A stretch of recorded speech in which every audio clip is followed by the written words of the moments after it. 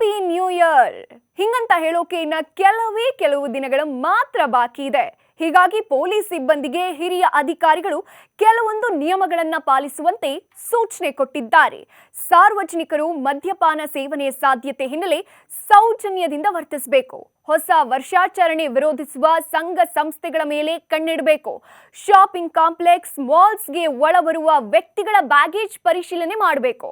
ಮಾಲ್ಸ್ಗೆ ಅಳವಡಿಸಿರುವ ಸಿಸಿಟಿವಿ ಬಗ್ಗೆ ಪರಿಶೀಲಿಸಬೇಕು. ಕುಡಿದು ರಸ್ತೆ ಮೇಲೆ ಬಾಟಲಿ ಎಸೆಯೋರು, ದಾಂಧಲೆ ಮಾಡೋರನ್ನ ಕೂಡಲೇ ವಶಕ್ಕೆ ಪಡಿಬೇಕು.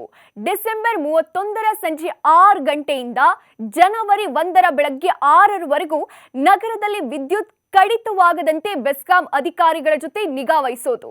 ಎಂಜಿ ರೋಡ್, ಬ್ರಿಗೇಡ್ ರಸ್ತೆಗಳಲ್ಲಿ ಸ್ಥಳಾವಕಾಶಕ್ಕೆ ಅನುಗುಣವಾಗಿ ಜನರ ಆಗಮನ ನಿರ್ಗಮನ ನಿಯಂತ್ರಿಸೋದು.